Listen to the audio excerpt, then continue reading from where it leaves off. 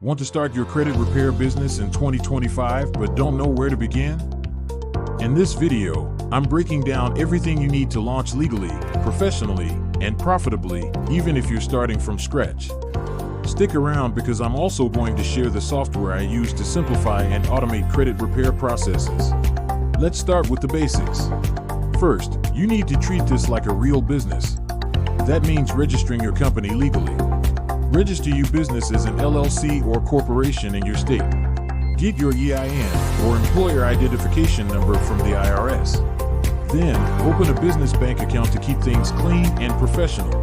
Don't skip this. It builds trust and protects you from legal headaches. Second, legal compliance. Credit repair is regulated.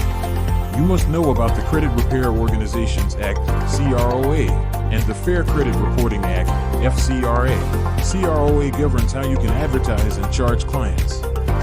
FCRA is what allows you to dispute inaccurate credit info legally. You must follow the rules to run a legal and profitable credit repair business. Third, tools and software. This is where most people mess up. They try to do it manually.